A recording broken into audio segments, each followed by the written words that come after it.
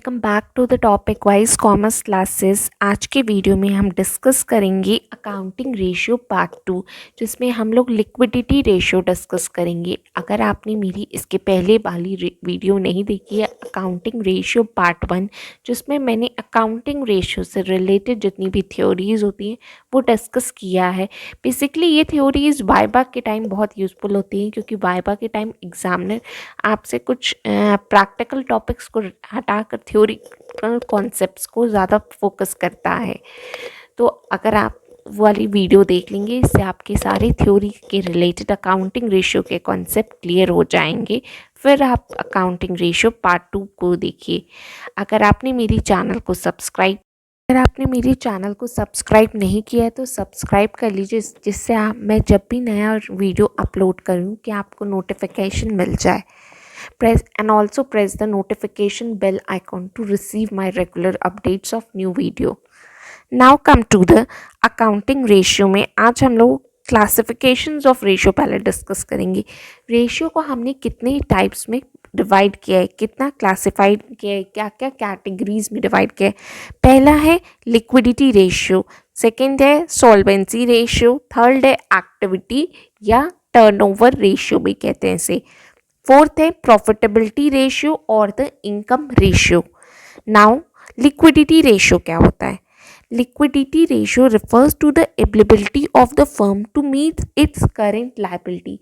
Liquidity ratio हमको बताता है कि फर्म की क्या एबिलिटी है, कि वो करेंट लायबिलिटी से मीट कर पा रहे हैं या नहीं। लिक्विडिटी रेशियो मतलब जो भी current liability in the sense कि जो भी हमको पेमेंट करना है, क्या मेरी कैपेबिलिटी है कि मैं उन्हें तुरंत पे कर पाऊँ या नहीं, मेरी फाइनेंशियल पोजीशन कैसी है, मैं पैसा अभी दे सकती हूँ या नहीं, यही कह रहा है। अब लिक्विडिटी रेशियो को भी हमने 2 टाइप्स में बांटा है, एक करेंट रेशियो और सेकेंड है लिक्विड रेशियो। करंट रेशियो क्या होता है? करंट रेशियो बताता है this ratio explain the relationship between the current assets and current liability of a business. Current ratio हमको बताता है करंट एसेट्स के बीच में और करंट लायबिलिटीज़ के बीच में, दोनों के बीच में क्या रिलेशनशिप है ये। और फॉर्मूला क्या होता है करंट रेशियो का? Current assets upon current liability. इसको शॉर्ट में हम लोग लिखते हैं CA से हम लोग करंट एसेट्स को डिनोट करते हैं और CL जो है वो करंट लायबिलिटी से डिनोट करते हैं। ठीक है, अब करंट एसेट्स क्या होते हैं? Current assets are the assets which are likely to be converted into a cash and cash equivalent within the 12th month from the date of balance sheet. Current assets वो assets होते हैं जो कि तुरंत cash में convert हो जाएं with in 12 month, 12 महीने के अंदर में, जितना जल्दी हो सके वो कैश फॉर्म में कन्वर्टेबल हो जाएं। ठीक है, अब करंट एसेट्स में क्या क्या आता है? करंट इन्वेस्टमेंट्स आती हैं कि हमने कहीं पैसा अपनी किसी बिल्डिंग या प्रॉपर्टी में इन्वेस्ट किया। करंट इन्वेस्टमेंट मतलब छोटे मोटे इन्वेस्टमेंट्स, बहुत ज़्यादा नहीं। ठीक है, short term loans and advances, short term loan लिया मतलब बहुत ज़्यादा उधार नहीं, थोड़ा बहुत। ट्रेड रिसीवेबल को हम लोग बिल रिसीवेबल भी कहते हैं या सन्ड्री डेटर्स कहते हैं। Less provision for doubtful debts मतलब कि जो पैसा है कि डाउट में है कि मिल भी सकता है कि नहीं। कभी कभार हम किसी को उधार देते हैं तो हमें कभी पैसा पूरा मिल जाता है, कभी नहीं।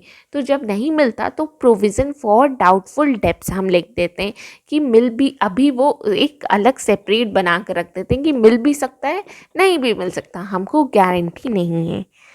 फोर्थ है cash and cash equivalent. Cash and cash equivalent में क्या आएगा? Cash in hand, cash at bank, cash at cheque, draft in hand. जो पैसा हमारे पास अभी करंट टाइम में है या हमारे बैंक में डिपॉजिट है या चेक के फॉर्म में है या ड्राफ्ट के फॉर्म में, उसी को हम लोग कहते हैं cash and cash equivalent. Other current assets में अब क्या आता है हमारा? नाउ अदर करेंट एसेट्स में क्या क्या आता है? बेसिकली अदर करेंट एसेट्स में हमारा आ जाएगा प्रीपेड एक्सपेंसेस। प्रीपेड एक्सपेंसेस वो एक्सपेंसेस है जिसका पेमेंट एडवांस में हमको मिल चुका है या फिर हम कह सकते हैं एडवांस टैक्सेस, एडवांस में जब टैक्स मिल जाता है। या और क्या हो सकता है, accrued income, income which is earned but not yet receive. Accrued income वो इनकम होती है जो इनकम अर्न तो हो चुकी है बट अभी रिसीव नहीं हुई है, येट नॉट रिसीव, मतलब अभी हमारे पास पैसा हमारे हाथ में आया नहीं है बट आ जाएगा कुछ समय बाद, वो हम लोग कहते हैं एक्रूड इनकम। और क्या देख लेते हैं अब करेंट लायबिलिटीज के में क्या कहता है। लायबिलिटीज क्या होती है, current liabilities are the liabilities payable within the 12th month from the date of the balance sheet. Current liabilities वो लायबिलिटीज होती है जिसका पेमेंट हम विद इन 12th मंथ हम कर देते हैं, मतलब वो लायबिलिटीज जिसका पेमेंट आपको 12 महीने तक के अंदर में हम कर सकते हैं। अब करेंट लायबिलिटीज में क्या क्या आएगा, current liabilities include following, short term borrowing आ जाएगा एक, और क्या क्या आएगा, ट्रेड पेएबल, या फिर हम इसे बिल्स पेएबल या सन्ड्री क्रेडिटर्स भी कहते हैं, उधार लिया हमने वो। Short term provision for the tax, propose dividend, short term provision हमने थोड़ा बहुत प्रोविज़न बनाया है कि टैक्स का प्रोविज़न फॉर टैक्स की यहाँ से टैक्स मिलना है, एक सेपरेट कॉलम में लगा दिया, अभी मिला नहीं है ये प्रपोज डिविडेंड, और क्या डिविडेंड हमको देना पड़ेगा। अदर करेंट लायबिलिटीज़ में क्या आ जाएगा, हमारे बैंक ओवरड्राफ्ट, जब हम पैसा बैंक से ज़्यादा ले लेते हैं तो हम उसे कहते हैं बैंक ओवरड्राफ्ट। और क्या आएगा हमारा call in advances, call in advances मतलब कभी कभार जो हम पैसा हमको एडवांस में मिल जाता है पर अभी हमने वर्क तो किया नहीं है तो हमारे लिए तो लायबिलिटी है, जब हम काम कर देंगे तो हमारी लायबिलिटीज़ ख़त्म, तो कॉल इन एडवांसेस हो जाएगा। Income received in advance, income received in advance,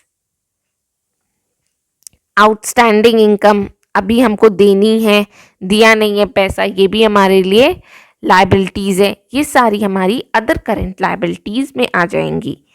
ठीक है, अब जो है ये हम लोग करेंट रेशियो क्यों पढ़ रहे हैं, इसका क्या ऑब्जेक्टिव है, हम पढ़ रहे हैं तो उसका कुछ ऑब्जेक्टिव तो होगा। This ratio is used to assess the firm ability to meet the short-term liabilities on time. According to the accounting principle, a current ratio is of 2:1 is supposed to be an ideal. कह रहा है कि जब हमारा current ratio 2:1 का होता है तो वो आइडल माना जाता है। आइडल मीन्स कि फर्म की एबिलिटी है, एक कैपेबल है कि फर्म जो है जितना पैसा है वो पे ऑफ कर सकती है, दे सकती है, उसकी कैपेबिलिटी है, क्षमता है। तो यही कह रहे हैं कि करंट रेशियो अगर 2:1 आता है तो बताता है कि फर्म की फाइनेंशियल पोजीशन साउंड है, वो पैसा दे सकती है। पीएम अब आते हैं हम लोग क्विक रेशियो या फिर लिक्विड रेशियो भी कहते हैं। क्विक रेशियो में क्या होता है, quick ratio indicate whether the firm is in the position to pay its current liability with in a month और इमीडिएटली। क्विक रेशियो वो रेशियो होता है जिसमें फर्म की एबिलिटी हम देखते हैं कि वो तुरंत पेमेंट कर सकती है, जो उसके पास लायबिलिटीज़ हैं जिसका पैसा उसे तुरंत देना है। तो क्विक रेशियो का फॉर्मूला कैसा होता है, liquid assets upon current liabilities, ये फॉर्मूला रहता है। करेंट लायबिलिटीज़ तो वही सेम वाला रहेगा करेंट रेशियो, करेंट एसेट्स की जगह लिक्विड एसेट्स आ जाते हैं। अब लिक्विड एसेट्स में क्या क्या आता है, ये क्वेश्चन अराइज होता है। लिक्विडेशन में क्या क्या आता है, यहाँ पहले कुछ चीज़ें दी हैं, हम लोग उसे देख लेते हैं। नाउ लिक्विड एसेट्स में क्या क्या आएगा, पहला है करेंट इन्वेस्टमेंट्स, कि हमने करेंटली इन्वेस्ट कहाँ किया, अपना पैसा क्या लगाया है। ट्रेड रिसीवेबल भी आ जाएगा, ट्रेड रिसीवेबल वही sundry debtors, trade payable, cash and cash equivalent, cash and cash equivalent में cash in hand, cash at bank, short term loans and advances आ जाएंगे। अब क्या डिफरेंस होता है, एक क्वेश्चन अराइज हमारे मन में होगा कि करंट एसेट्स में भी वही चीज़ इंक्लूड और लिक्विड एसेट्स में भी क्या नहीं इंक्लूड होगा। करंट एसेट्स में हमारा स्टॉक इन्वेंट्रीज भी इंक्लूड होता है, बट लिक्विड एसेट्स में हम लोग इन्वेंट्रीज नहीं इंक्लूड करते हैं। क्या इन्वेंट्रीज नहीं इंक्लूड करेंगे और क्या नहीं इंक्लूड करेंगे? Prepaid expenses. ये सारी चीज़ों को छोड़कर दो चीज़ें क्या हम इंक्लूड नहीं करेंगे? इन्वेंट्रीज, जिसको हम लोग स्टॉक्स भी कहते हैं, स्टॉक, और प्रीपेड एक्सपेंसेस, ये हम लोग नहीं इंक्लूड करेंगे लिक्विड एसेट्स निकालते समय। बाकी सारी चीज़ें इंक्लूड करेंगे। अब एक क्वेश्चन दिया है, अब हम लोग उसको डिस्कस कर लेते हैं कि जिसमें करंट रेशियो भी निकालना है और लिक्विड रेशियो भी निकालना है, ठीक है, या क्विक रेशियो हम कहें, दोनों का मतलब एक ही है। क्या क्या आइटम्स दिए? करेंट इन्वेस्टमेंट 40,000 दिए, inventories 5,000, trade receivable 2,000, short term borrowing 20,000, trade payable 2,500, prepaid expenses 2,000, short term provision 3,000 दिए है, other current liabilities 5,000, short term loans जो है वो 4,000 दिए है, टैंजिबल एसेट्स हमारे 1 लाख दिए हैं, cash and cash equivalent 10,000, advance tax paid, tax जो है वो 8,000 दिया है। सबसे पहले हमको करंट रेशियो कैलकुलेट करना है। करंट रेशियो कैलकुलेट करने का फॉर्मूला होता है current assets upon current liability.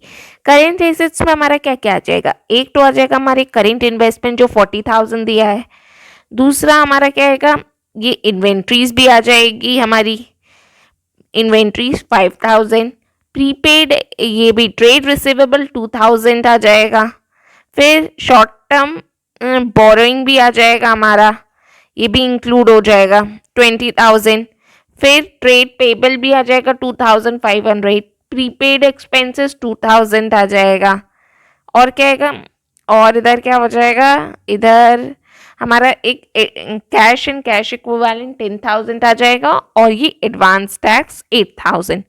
Total हमारा 71। हमारी करेंट एसेट्स जो हैं वो कैलकुलेट तो हो गए 71,000। अब हमको करंट लायबिलिटीज़ निकालनी है। करंट लायबिलिटीज़ में क्या क्या आ जाएगा, जितना आइटम्स बचे हुए होंगे, क्या क्या बचा है, short term provision 3,000, other current liabilities 5,000, short term loans and advances 4,000 आ जाएगा, इतना आ गया, और इधर इधर तो कुछ नहीं हो जाएगा। टोटल हमारा क्या हो जाएगा, कितना आ जाएगा, 30,500 हमारी करंट लायबिलिटीज़ आ गई। करंट रेशियो का फॉर्मूला लगा देंगे, 7 current assets upon current liability, 71,000 divided by 30,500। हमारा आंसर क्या आएगा, 2.33:1। ये हमारी करंट रेशियो आ गई। अब हमको क्विक रेशियो कैलकुलेट करना है।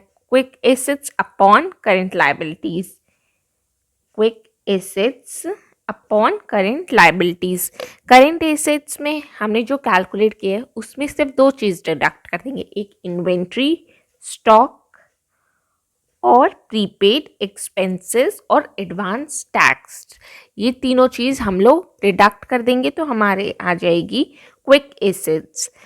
तो 71,000 में से माइनस कर देंगे 5,000, 2,000 और 8,000, तो हमारा आ जाएगा 56,000। ये हमारा क्विक रेशियो हो जाएगा।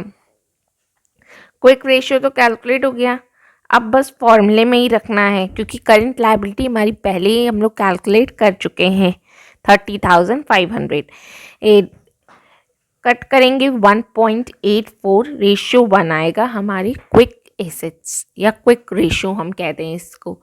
आई होप आप लोगों को करंट रेशियो और क्विक रेशियो में का कॉन्सेप्ट क्लियर हुआ होगा। आज हम लोग ने लिक्विडिटी रेशियो में करंट एसेट्स और लिक्विड एसेट्स का कॉन्सेप्ट पढ़ा। अगर समझ में आया तो please like, share, subscribe and commented कि आपको वीडियो कैसा लगा। Thank you.